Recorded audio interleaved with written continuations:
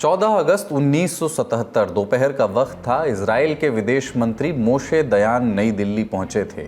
आंखों पर काला चश्मा, सिर पर बड़ी सी हैट ताकि कोई पहचान न सके। छुप छुप कर भारत आए थे, अपना नाम तक बदल कर, क्योंकि तब के प्रधानमंत्री मोरारजी देसाई को इस बात का डर था कि अगर इस मीटिंग की भनक बाहर लगी तो कहीं सरकार न गिर जाए। तब विदेश मंत्री हुआ करते थे अटल बिहारी वाजपेयी, जो आगे चलकर प्रधानमंत्री बने। इस उद्यम के आयोजक वही थे, लेकिन मीटिंग के आउटकम से ज़्यादा उसकी गोपनीयता पर ध्यान दिया गया था। मीटिंग सफल नहीं हुई। मोशे खाली हाथ भारत से लौटे। उन्हें जो चांदी के एंटीक्स तोहफे में दिए गए वो भी साथ नहीं ले गए। ये वाकया सामने आया लेखक अभिषेक चौधरी की किताब believer's dilemma, Vajpayee and the Hindu right's path to power से। कट टू 25 फरवरी 2026, लगभग 50 साल का समय गुजर चुका है। इजराइल के प्रधानमंत्री सार्वजनिक मंच से दुनिया के आगे कहते हैं कि भारत खास है। पत्नी के साथ पहली डेट पर वो एक भारतीय रेस्तरां ही गए थे। राष्ट्राध्यक्षों के बीच इतनी करीबी हो तो देशों के बीच पॉलिसी लेवल पर फैसलों पर भी उसका असर दिखता है। ये सब ऐसे समय में हो रहा है जब भारत इजराइल पार्टनरशिप को एक नई दिशा देने प्रधानमंत्री नरेंद्र मोदी इजराइल के अपने दौरे पर हैं। आज बात इसी दौरे पर होगी, क्योंकि अब यह समझना जरूरी हो गया है कि क्या भारत ने मिडिल ईस्ट में अपनी टीम चुन ली है। क्या इजरायली संसद नेसेट में खड़े होकर अंग्रेजी संबोधन देते भारत के प्रधानमंत्री ने न सिर्फ ईरान और फिलिस्तीन बल्कि व्हाइट हाउस को भी सीधा संदेश दे दिया है। नमस्कार, मेरा नाम कुलदीप है और आप देखना शुरू कर चुके हैं the Lallantop show. Brought to you by ITEL, Sensodyne DSP and Goldi Masale.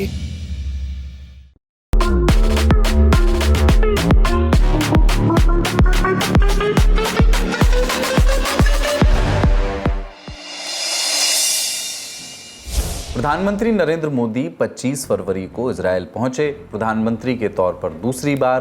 पहली बार 2017 में इजराइल का दौरा कर प्रधानमंत्री मोदी ने भारत की विदेश नीति को एक नई दिशा दी थी, क्योंकि इसके पहले कोई भी भारतीय प्रधानमंत्री इजराइल नहीं गया था। बावजूद इसके प्रधानमंत्री मोदी का जो ताज़ा हालिया दौरा है वो ज़्यादा महत्वपूर्ण है। वजह है इस दौरे की टाइमिंग। इस पूरे विषय को हम परत दर परत खोलने और समझने की कोशिश करेंगे। इसके फ़ायदे क्या हैं, इसमें जोखिम कौन से शामिल हैं। पहले एक नज़र डालते हैं कि कल से आज तक इजराइल में हुआ क्या क्या। तेल अवीव एयरपोर्ट पर प्रधानमंत्री बेंजामिन नेतन्याहू और उनकी पत्नी ने प्रधानमंत्री मोदी का स्वागत किया। इसके बाद प्रधानमंत्री मोदी ने इजराइल की संसद नेसेट को संबोधित किया। जाहिर है, इससे पहले जब कोई भारतीय प्रधानमंत्री इजराइल गया ही नहीं तो नेसेट को पहली बार प्रधानमंत्री नरेंद्र मोदी ने ही संबोधित किया। मोदी इजरायली संसद में ये बोले कि दोनों देश भरोसेमंद पार्टनर हैं और ये ग्लोबल स्टेबिलिटी और समृद्धि में योगदान देते हैं। प्रधानमंत्री ने अपने भाषण में दोस्ती, साझेदारी, आतंकवाद के खिलाफ सहयोग और मिडिल ईस्ट में शांति की बातें की, लेकिन उनके भाषण की कुछ बातों को गंभीरता से सुना और समझा गया। मसलन उन्होंने कहा कि भारत अभी और भविष्य में भी पूरे भरोसे के साथ, पूरे कन्विक्शन के साथ इजराइल के साथ मजबूती से खड़ा है। प्रधानमंत्री ने 7 अक्टूबर 2023 को हमास के हमले की निंदा की, इसे बर्बर बताया और कहा कि कोई भी वजह आम लोगों की हत्या को सही नहीं ठहरा सकती। India stands with Israel firmly with full conviction in this moment and beyond. ये कहकर कि भारत भविष्य में भी इजराइल के साथ खड़ा है, प्रधानमंत्री दोनों देशों की दोस्ती को नया आयाम दे रहे थे। ये बातें हिंदी और गुजराती प्रिफर करने वाले प्रधानमंत्री नरेंद्र मोदी ने हिब्रू समझने वाली इजरायली संसद में अंग्रेजी में कही, क्योंकि इस भाषण की गूंज करीब 10,000 किलोमीटर दूर अमेरिका तक भी पहुंचनी थी। संसद में भाषण के दौरान प्रधानमंत्री मोदी को पहला speaker of the Knesset medal दिया गया, जो इजराइल की संसद का सर्वोच्च सम्मान है। दौरे के पहले ही दिन प्रधानमंत्री मोदी ने इजराइल के राष्ट्रपति आइजैक हर्जोग से मुलाकात भी की। औपचारिक तौर पर बताया गया कि दोनों नेताओं के बीच शिक्षा, स्टार्टअप, इनोवेशन और टेक्नोलॉजी में सहयोग बढ़ाने पर चर्चा हुई। और अब से थोड़ी देर पहले दोनों देशों के नेताओं ने साझा प्रेस कॉन्फ्रेंस की। प्रधानमंत्री मोदी के इस दौरे से कुल 27 बाइलेटरल आउटकम्स आए हैं। इन समझौतों पर ज़्यादा जानकारी दे रहे हैं हमारे साथी प्रणय उपाध्याय। प्रधानमंत्री नरेंद्र मोदी के इजराइल के दौरे को आप भारत और इजराइल के रिश्तों का स्पेशल 27 भी कह सकते हैं, क्योंकि करीब करीब 27 घंटे का प्रधानमंत्री मोदी का ये इजराइल का दौरा था और इसके अंदर 27 बड़े फैसले हुए हैं। यानी 17 MOU साइन किए गए हैं, इसके अलावा 10 बड़े ऐलान किए गए हैं। अगर आप भारत के लिए नफ़े नुकसान के तराजू में इसे तोलना चाहते हैं तो आप ये पाएंगे कि किस तरीके से भारत और इजराइल की साझेदारी एक स्पेशल स्ट्रेटेजिक पार्टनरशिप में बदलती हुई नजर आ रही है। यानी हम पहले रणनीतिक साझेदार थे, लेकिन अब उसके अंदर एक विशेष यानी स्पेशल भी जोड़ दिया गया है। और ये विशेष क्या लेके आता है? ये विशेष लेके आता है कि इजराइल भारत के अंदर करीब करीब 100 एक्सीलेंस सेंटर बनाएगा। यानी इजराइल की तकनीक भारत के अंदर और व्यापक तरीके से फैल सकेगी। इसके अलावा आर्टिफिशियल इंटेलिजेंस से लेकर एग्रीकल्चर तक दायरा इतना बड़ा है जिसके अंदर इजराइल की तकनीक भारत के हाथों को मजबूत करने के काम आएगी। लेकिन विश्व पटल पर चर्चा का एक सिरा और भी है, जिसका जिक्र हमने पहले भी किया। इस दौरे की टाइमिंग। प्रधानमंत्री मोदी इजराइल ऐसे समय में गए हैं जब मिडिल ईस्ट में तनाव बढ़ा हुआ है। अमेरिकी राष्ट्रपति डोनाल्ड ट्रंप ईरान को आए दिन मिलिट्री एक्शन की धमकी दे रहे हैं, वो भी तब जब ईरान इजराइल संघर्ष को अभी ज़्यादा दिन नहीं बीते हैं। पिछले साल जून में इजराइल और ईरान के बीच भीषण बमबारी हुई थी, आपको याद होगा। दोनों देशों ने रिहायशी इलाकों तक को नहीं बख्शा था। ये वही संघर्ष था जिसमें अमेरिका ने ईरान पर B-2 बॉम्बर फाइटर जेट से हमला किया था और ज़मीन के अंदर उसके न्यूक्लियर ठिकानों पर हमला करने का दावा किया था। अमेरिका के इस हमले के बाद इजराइल और ईरान के बीच संघर्ष थम गया था। अमेरिका का कहना है कि उसकी नज़र एक बार फिर ईरान के न्यूक्लियर प्रोजेक्ट पर है। अमेरिका हाल के हफ्तों में ईरान को घेरने के लिए मिडिल ईस्ट में अपनी मौजूदगी बढ़ा चुका है। इसे दशकों में अमेरिकी मिलिट्री की सबसे बड़ी फॉर्मेशन बताया जा रहा है। मकसद है ईरान पर उसके कथित न्यूक्लियर एनरिचमेंट प्रोग्राम को रोकने के लिए दबाव डाला जाए, प्रेशर बनाया जाए। पिछले साल सितंबर में अमेरिका ने ईरान के चाबहार पोर्ट को लेकर के कुछ प्रतिबंध लागू किए। इसमें कहा गया कि इस क्षेत्र में किसी भी गतिविधि, निवेश, इक्विपमेंट की सप्लाई, रेलवे प्रोजेक्ट या फाइनेंशियल हेल्प को नहीं किया जा सकेगा। इसका असर जाहिर है भारत पर भी पड़ा। चाबहार बंदरगाह भारत और ईरान की संयुक्त परियोजना है, साझा प्रोजेक्ट है।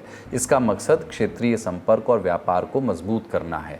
चाबहार ईरान के सिस्तान बलूचिस्तान प्रांत में स्थित है और वहाँ के विकास में भारत की भूमिका महत्वपूर्ण मानी जाती रही है। लेकिन 1 फरवरी को आए इस फाइनेंशियल ईयर के बजट में चाबहार पोर्ट के लिए एक भी रुपया नहीं दिया गया।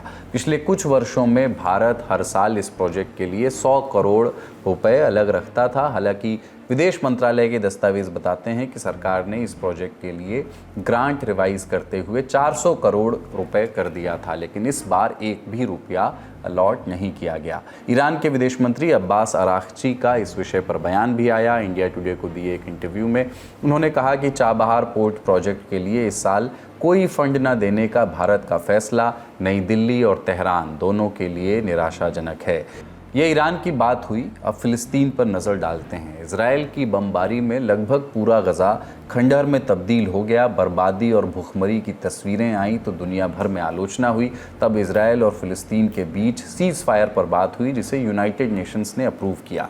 पहले फेज़ में 20 पॉइंट का रोड मैप आया, जिसमें एक बोर्ड ऑफ पीस की बात हुई और अब फेज़ 2 में यूएन की जगह ट्रंप ने ही इस बोर्ड ऑफ पीस का प्रपोजल दे दिया। 16 जनवरी को राष्ट्रपति डोनाल्ड ट्रंप का प्रधानमंत्री नरेंद्र मोदी को न्योता आया। ट्रंप बोले, जॉइन मी इन हिस्टोरिक एफर्ट। भारत में अमेरिका के राजदूत सर्जियो गोर ने इन्विटेशन के बारे में सोशल मीडिया पर जानकारी भी थी, लेकिन भारत ने दावोस वाली मीटिंग में हिस्सा नहीं लिया। लेकिन जिस तरह से इजराइल की संसद में प्रधानमंत्री मोदी ने यह ऐलान किया कि भारत इजराइल के साथ खड़ा है, तो क्या ये मान लिया जाए कि भारत ने इजराइल का पक्ष इस मामले में चुन लिया है? क्योंकि भारत उन देशों में शामिल है जिसने फिलिस्तीन को मान्यता दी हुई है, जो इजराइल और फिलिस्तीन के लिए 2 स्टेट सोल्यूशन थ्योरी का औपचारिक प्रवक्ता है, उसकी वकालत करता है। पिछले हफ्ते ही भारत उन 100 से ज़्यादा देशों में से एक था जिन्होंने वेस्ट बैंक को अपने कब्जे में लेने की इजराइल की कोशिशों की निंदा की थी। ये हमारी पॉलिसी काफी दिन से चल रही है कि हम पैलेस्टीन के साथ भी हैं, उनकी जो हितें हैं वो हम मान के चल रहे हैं। हमने अभी भी हमारी पोजीशन रखी है कि 2 स्टेट पैलेस्टीनियन स्टेट बनना चाहिए और इजराइल के साथ वो मिलजुल के रहें, यही हम चाहते हैं। और डायलॉग पर बात यह है कि पैलेस्टीनियंस में भी कुछ ऐसे लोग हैं, हमास जैसे, जो समझते हैं कि इजराइल के साथ मतलब एकदम जंग जारी रहे जब तक मतलब उनकी जीत न हो जाती। पर वो तो जीत कभी नहीं पाएंगे। तो मैंने खुद देखा है वहां पे, वो उनके पास उतने मतलब साधन नहीं है कि वो जीत जाए। पर वही ईरान से हेल्प मिल जाता है, किसी और जगह से थोड़ा हेल्प मिल जाता है, तो उससे वो लड़ते हैं इसराइल के खिलाफ। वो कहते हैं कि नहीं, हम लड़ते रहेंगे जब तक हमारा देश नहीं बन जाता। अब उनमें भी जो बंटवारा हो गया है, गाजा अलग है, उसमें हमास का कंट्रोल था, और इधर जो वेस्ट बैंक है उसमें पैलेस्टीनियन अथॉरिटी का कंट्रोल है। उसमें आपस में उनकी बनती नहीं है। और हमास जो है, एक बार इलेक्शन में जीत के जब आया, उसके बाद तो उसने कभी इलेक्शन ही नहीं कराया, उसने सत्ता पकड़ लिया, और वो फिर टेररिज्म का ही वो उनका पॉलिसी है।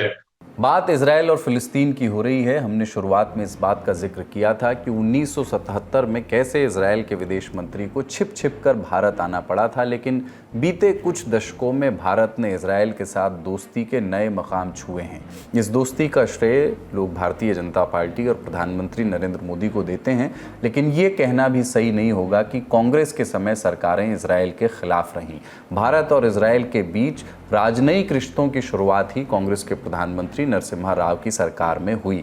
1950 में भारत ने इजराइल को संप्रभु राष्ट्र के रूप में मान्यता दी थी, देने वाले देश के पहले प्रधानमंत्री जवाहरलाल नेहरू। हालांकि उसके बाद दशकों तक दोनों देशों के बीच वो गर्मजोशी नहीं देखी गई। इंदिरा गांधी के समय इजराइल से रिश्ते ठंडे बस्ते में रहे, राजीव गांधी ने थोड़ा संबल दिया और नरसिम्हा राव की सरकार ने राजनयिक चैनल खोल दिया। लेकिन प्रधानमंत्री नरेंद्र मोदी के 2017 के इजराइल दौरे ने इतिहास पलटते हुए दोनों देशों के बीच स्ट्रेटेजिक पार्टनरशिप डेवलप की, जिसे आज की प्रेस कॉन्फ्रेंस में अपग्रेड करके स्पेशल स्ट्रेटेजिक पार्टनरशिप, विशेष रणनीतिक साझेदारी का नाम दिया गया। आज हमने अपनी टाइम टेस्टेड साझेदारी को स्पेशल स्ट्रेटेजिक पार्टनरशिप का दर्जा देने का ऐतिहासिक निर्णय लिया है। यह निर्णय दोनों देशों के लोगों की आकांक्षाओं का प्रतिबिंब है। यही कारण है कि ये सवाल उठने लगा कि क्या मिडिल ईस्ट में भारत ने अपना स्टैंड क्लियर कर दिया है। इसे आप इस तरीके से भी देखिए कि 2017 में यदि भारत के प्रधानमंत्री पहली बार इजराइल जाते हैं तो 2018 में वो फिलिस्तीन जाते हैं। उन्हें फिलिस्तीन के अंदर अगर नागरिक सम्मान मिलता है सबसे ज़्यादा बड़ा, तो इजराइल के अंदर 2026 के उनके दौरे में भी उन्हें केनेसेट का जो ऑनर है, ऑर्डर जो ऑफ केनेसेट है, वो दिया जाता है। वहाँ का नागरिक सम्मान, बड़ा सम्मान दिया जाता है। अगर वो इजराइल जाते हैं तो उससे ठीक पहले, कुछ दिनों पहले ही वो ईरान के राष्ट्रपति मसूद पज़ेश्कियान से फ़ोन पर बातचीत करते हैं। ये बताता है कि भारत अपनी रणनीतिक स्वायत्तता जो है, भारत अपनी जो विदेश नीति की स्वतंत्रता है वो बनाए रखना चाहता है। ये खेमे चुनने का सवाल नहीं है। ये सवाल इस चीज का है कि जब आपके हित दोनों जगह पर हो, जब दोनों देशों के साथ आपके अच्छे रिश्ते हों, तो आप चाहेंगे कि दोनों जगह से आपके संवाद के दरवाजे हमेशा खुले रहें। इसीलिए ईरान के साथ वहां भी भारत के लोग मौजूद हैं। करीब 10,000 से ज्यादा भारतीय वहां पर रहते हैं। करीब 40-45 हजार 50,000 भारतीय जो हैं वो कामकाज के सिलसिले में हाल ही में इजराइल गए हैं। वहां पर भी भारत के लोग हैं, भारत से जुड़े हुए लोग हैं।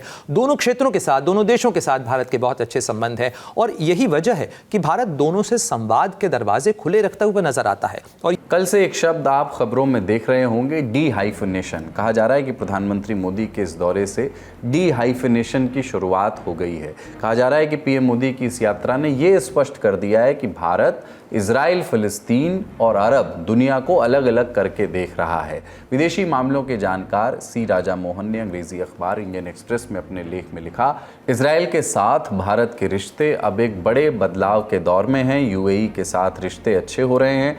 एनर्जी और इन्वेस्टमेंट से लेकर डिफेंस, मैन्युफैक्चरिंग, फिनटेक, एआई और ज़रूरी मिनरल्स तक सऊदी अरब के साथ आर्थिक और मिलिट्री रिश्ते बढ़े हैं। भारत ने इस महीने खाड़ी देशों के साथ फ्री ट्रेड बातचीत शुरू की है। इजराइल के साथ भारत के रिश्ते अब दिल्ली के साथ मिडिल ईस्ट के रिश्तों को तय नहीं करते। भारत मिडिल ईस्ट के बाकी देशों को भी साधने की कोशिश कर रहा है, लेकिन इजराइल के साथ रिश्ते इसलिए महत्वपूर्ण हैं, इसलिए ख़ास हो गए हैं क्योंकि भारत इजराइल से ख़रीदता है हथियार और इजराइल भारत से ख़रीदता है तेल। आज साझा प्रेस कॉन्फ्रेंस के मुताबिक स्पेशल स्ट्रेटेजिक पार्टनरशिप के तहत दोनों देशों ने तय किया है कि डिफेंस के क्षेत्र में साझेदारी बढ़ाई जाएगी। कुछ आंकड़े आपको बता देते हैं। अल जज़ीरा की रिपोर्ट के मुताबिक भारत इजराइल का सबसे बड़ा हथियार खरीदार है। भारत ने 2020 से 24 के बीच $20.5 बिलियन यानी 1.90 लाख करोड़ रुपए के इजरायली हथियार खरीदे हैं। इसलिए जिस स्पेशल स्ट्रेटेजिक पार्टनरशिप के टर्म से सुर्खियां बन रही हैं, उससे भारत को कितना फ़ायदा होगा इसकी बात हो रही है। और क्या प्रगाढ़ होती दिखती इस दोस्ती के कोई दूरदर्शी जोखिम भी हैं। जियोपॉलिटिक्स इस समय एक ऐसे दौर से गुजर रही है जिसे आप बाइनरी भी कह सकते हैं। आपको कई बार जो प्रीमियम बेनिफिट होते हैं वो तब अनलॉक होते हैं जब आप कोई खेमा चुनते हैं, कोई पक्ष चुनते हैं। आपको निकलकर सामने आना होगा, आपको खुलकर अपनी बात कहनी होगी, आपको मंच पर आना होगा और ये बताना होगा कि आप इस मुद्दे के ऊपर क्या राय रखते हैं, क्योंकि दुनिया आपकी राय जानना चाहती है। तटस्थ लोगों के लिए दायरा बहुत छोटा होता चला जा रहा है और तटस्थता की कोई बहुत वैल्यू भी नहीं बची है। इसलिए भी भारत अब खुलकर अपने हित की बात भी कर रहा है। भारत यह भी कह रहा है कि हमारे हित दोनों तरफ हैं। हम शांति के अगर पक्षधर हैं तो हम ये खुलकर कहते हैं कि हमारे हित फिलिस्तीन के साथ भी हैं, हमारे हित इजराइल के साथ भी हैं। हो सकता है कि इसके कुछ नुकसान हो या कुछ लोगों को ये चीज़ लग सकती है कि इजराइल के साथ खड़े होने की कुछ कीमत हो सकती है, लेकिन अगर आज की स्थिति के अंदर भारत को तकनीक की ज़रूरत है तो भारत के लिए भी ऐसे देशों की फहरिस्त बहुत छोटी है जो भारत को खुलकर तकनीक साझा करने के लिए तैयार हों, जो ये कहने के लिए तैयार हों कि हम भारत के साथ आकर जॉइंट रिसर्च करना चाहते हैं, जॉइंट डेवलपमेंट करना चाहते हैं, को प्रोडक्शन करना चाहते हैं, हम भारत में मेक इन इंडिया में निवेश करना चाहते हैं, हम भारत से चीज़ों का निर्यात करना चाहते हैं। ऐसे देश अगर भारत के में आके निवेश करना चाहते हैं तो ये भारत के लिए फायदे का सौदा है। जब सब अपने फायदे गिन रहे हो तो फिर भारत अपना फायदा क्यों ना देखे। बड़ी खबर में इतना ही। अब बारी है सुर्खियों की। गोल्डी छोले मसाले, जहां जाएं रिश्ते बनाएं। गोल्डी लाए हैं फ्रेश लॉक टेक्नोलॉजी, जो रखे मसालों को हर समय फ्रेश। कोर्ट कचहरी में भ्रष्टाचार, सुनवाई में देरी, पेंडिंग मामले जैसी बातें एनसीईआरटी की तरफ से जारी की गई 8वीं की नई किताब में थी, लेकिन इस पर वकीलों और जजों की आपत्ति आई। सुप्रीम कोर्ट की एंट्री हुई, फिर किताबों की बिक्री पर रोक का आदेश आया। माफियां भी आईं, पहले एनसीईआरटी की आई, फिर शिक्षा मंत्री धर्मेंद्र प्रधान की भी। अब पता लगाया जा रहा है कि ये किसके दिमाग का फतूर था। किताब का कंटेंट डिज़ाइन करने वालों का नाम पता बताना होगा कि ऐसे लोगों के खिलाफ एक्शन क्यों ना लिया जाए। आदेश सीधा चीफ जस्टिस सूर्यकांत की ओर से आया है। कोर्ट में हुई बातों को जानेंगे। पहले धर्मेंद्र प्रधान शिक्षा मंत्री का बयान सुनते हैं। न्यायपालिका का अत्यंत आदरपूर्ण सम्मान करते हैं। जो भी हुआ वो अत्यंत दुर्भाग्यपूर्ण है। मैं उसके लिए व्यक्तिगत तौर से और सरकार की ओर से खेद प्रकट करता हूँ। जैसे ही मेरे को पता चला 2 दिन पहले, एनसीईआरटी को मैंने तुरंत निर्देश दिया, सारे किताबों को विड्रॉ किया जाए, उसको रद्द किया जाए। हमें कोई मंशा नहीं है, कोई उद्देश्य ही नहीं है हमारी संवैधानिक व्यवस्था में न्यायपालिका को अवहेलना करना। जो भी न्यायपालिका ने कहा, जो भी आदरणीय सुप्रीम कोर्ट ने सरकार को आदेश दिया है, उसको पूर्णतः पालन किया जाएगा। इससे पहले मामला प्रधानमंत्री नरेंद्र मोदी तक भी पहुंचा था, ऐसी खबरें आई हैं। इंडिया टुडे की रिपोर्ट के मुताबिक इजराइल दौरे पर रवाना होने से पहले मंगलवार को प्रधानमंत्री ने कैबिनेट मीटिंग में इस मसले पर नाखुशी जताई। उन्होंने कहा कि क्या हम 8वीं के बच्चों को जुडिशियल करप्शन के बारे में पढ़ाएंगे। अब जानते हैं कि आज सुप्रीम कोर्ट में इस मसले पर सुनवाई के दौरान क्या हुआ। केंद्र सरकार की ओर से पेश हुए सॉलिसिटर जनरल तुषार मेहता और सीधे बिना किसी शर्त के माफ़ी मांग ली। फिर बोले कि उन चैप्टर्स को डिज़ाइन करने वाले अब कभी भी यूजीसी या किसी मंत्रालय के साथ काम नहीं करेंगे। लेकिन बात यही नहीं रुकी। सीजेआई सूर्यकांत ने नाराज़गी जताई, बोले तब तो किताब डिज़ाइन करने वाले बिना सज़ा के ही छूट जाएंगे। ये एक सोची समझी साजिश है। तुषार मेहता ने कहा कि 32 किताबें मार्केट में गई थी, लेकिन उन्हें अब वापस ले लिया गया है। पूरी किताब का फिर से रिव्यू किया जाएगा, जिस पर सीनियर एडवोकेट अभिषेक मनु सिंघवी बोले किताब का ऑनलाइन कंटेंट बहुत लोगों तक पहुंच चुका है, उसका क्या। इस बीच सीजेआई सूर्यकांत ने किताब को सभी प्लेटफॉर्म्स से हटाने का आदेश दे दिया। कुछ और बातें भी कहीं। मसलन एनसीईआरटी के डायरेक्टर दिनेश प्रसाद सकलानी की जिम्मेदारी है कि वे स्कूलों में पहले ही भेज दी गई सभी किताबों को तुरंत जब्त करवाएं। इस आदेश के अमल की रिपोर्ट भी कोर्ट के सामने रखें। सभी राज्यों के शिक्षा विभाग के प्रिंसिपल सेक्रेटरीज को भी ये आदेश लागू करवाना होगा और इस बारे में 2 हफ्ते के भीतर अपनी अलग रिपोर्ट कोर्ट में जमा करनी होगी। किताब अगर कहीं उपलब्ध भी हो तो टीचर्स उसे क्लास में यूज़ नहीं कर सकते। ये सुनिश्चित किया जाना चाहिए कि किताब में लिखी बातें बच्चों तक ना पहुँचें।